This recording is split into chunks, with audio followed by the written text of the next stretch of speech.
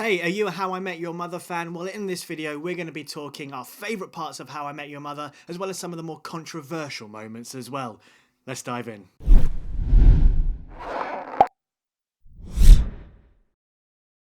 Have you met Jeannie? Hey there. Hey, how's it going? Hey. I don't know. Hello. We've had to re-record, and I never know what Jeannie's going to do at that moment. For anyone confused during lockdown why we sat so close to each other, we are part of the same household. So let's just get that one out of the way. So this video is part of my countdown of my top 10 favourite TV shows of all time. This is place number 5. Jeannie, why did you want to join in with How I Met Your Mother? Why did I want to join it? Because I don't agree. Because I think almost all of your others, I was like, yeah, put that up. Yeah, I mean, number 1, definitely, I won't spoil it, but yeah. And this one, no. It's a source of contention. So Jeannie is here as the voice of reason to my clearly warped opinion. So we're going to be talking our favourite season, our favourite episode, our favourite character, and of course the show's diversity, which is the major point of contention. That was unrehearsed. Thanks. Good. Wait, we've got to do a Marshall and Lily now. Okay, so let's start with talking our favourite season of How I Met Your Mother. Jeannie, go. Favourite season, season 2. Season 2. Yeah. You've not watched all of How I Met Your Mother, No, though. I haven't.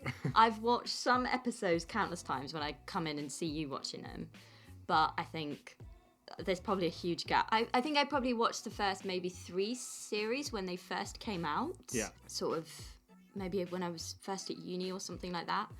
So they're kind of the ones that I sort of grew with, and then after a while I think I just petered out. And I've watched the more recent ones when you've been watching them. Sure.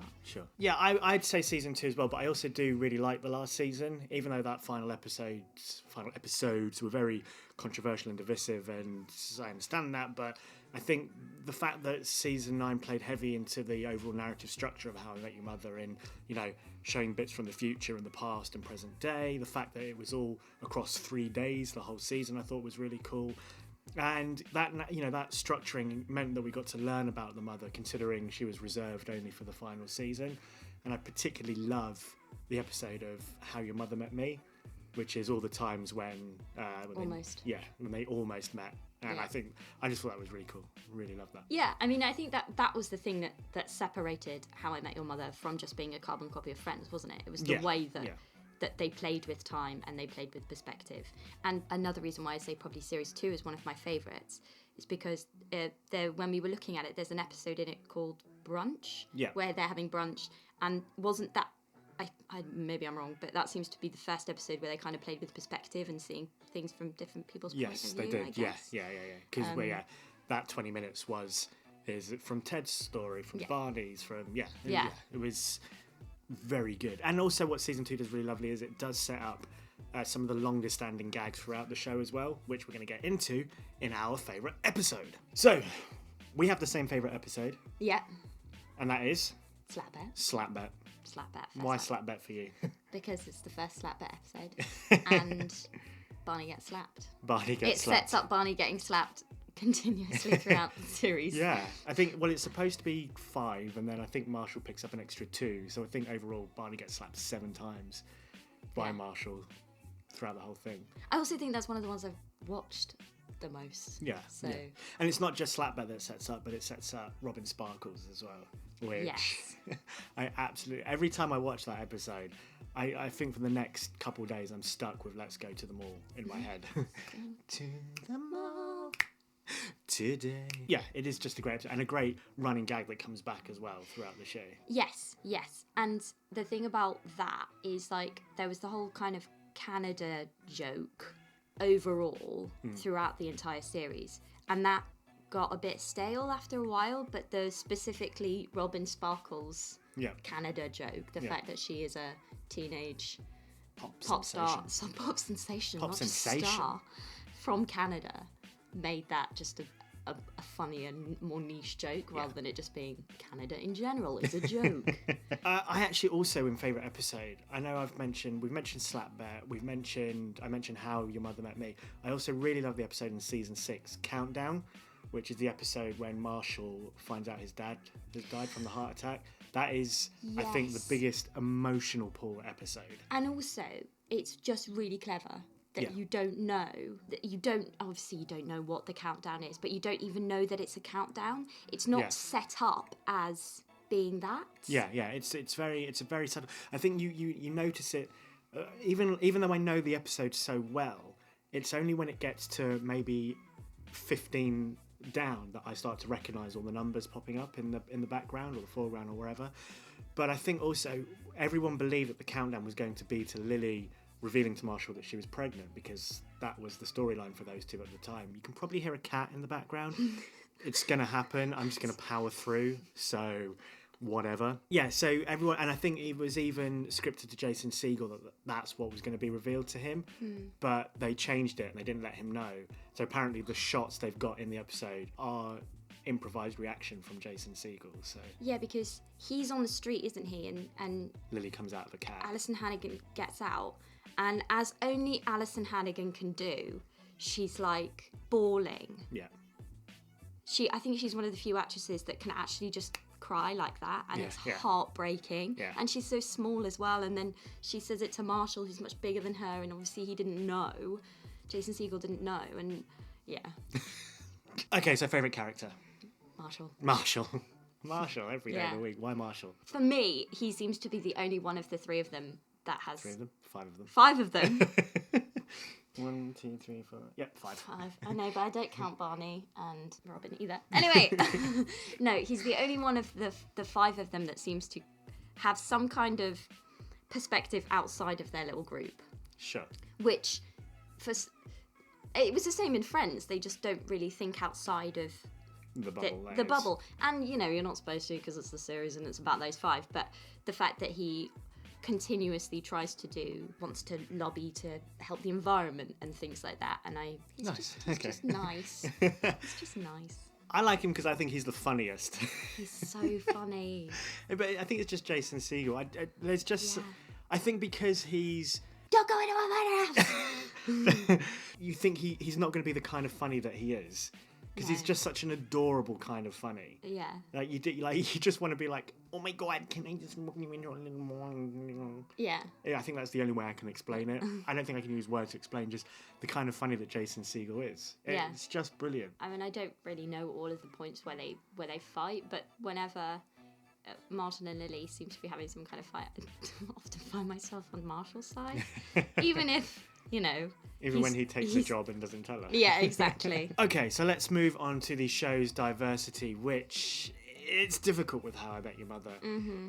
It is, and a lot of people say, you know, that's the time that it came out in and whatnot. Yeah, a lot of that is true to a degree, but it does a lot of things that people always complain about Friends for doing, but it does it more. Or there are times it tries to be more conscious about those kind of things, and it sometimes doesn't pay off as well. Yeah, to have a character, one of 5 characters, to have one who is so dismissive of any kind of respect for other people is a bit uncomfortable. You're talking about Barney? Yeah, talking about Barney. They did the same thing slightly with Joey in Friends, but Joey, it seems to be less conscious, more that he's an idiot and that he doesn't even really understand or is even conscious of what he's doing. Not that that makes it any better, but with Barney it seemed to be a conscious decision that he was just really selfish and a sociopathic womanizer. Yeah, exactly. Call it how it is. And also a womanizer, but it was totally unbelievable the way that he was able to attract women. Maybe that was the joke. Maybe it was that this person doesn't exist. This kind of man doesn't exist, and because no woman is that stupid.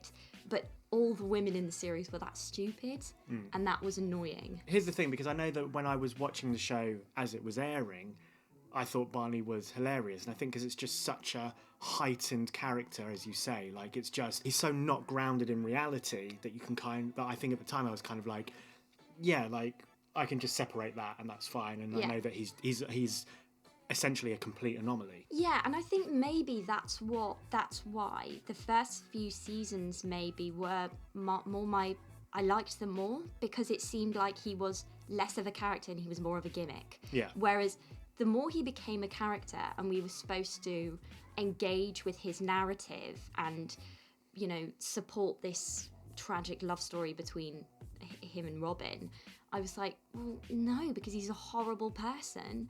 And why should I want this person to be happy after he's been so revolting to so many people in the past? Yeah. Well, I think that was also part of his character growth, and I think that's why a lot of people got annoyed with how his story ended in the final episode, because he went through all this growth of breaking out of that and becoming an actual human grounded in some form of reality, that then when it got to that final episode and him and Robin break up and he goes straight back to how he used to be, it was just kind of like, the gimmick has already been worn out, the gimmick has already been dropped, you've already gotten rid of it. Yeah. So is he a human or is he not? Like, and also I don't think it was enough that it was just, it felt like it was just Robin. Like, Robin was this special, for both Ted and Barney, she was this special idea of a woman that no other woman could ever kind of relate to, and it was such a man's idea of what a incredible, strong, beautiful woman is. I mean, obviously I don't know how many episodes were written by women, if any,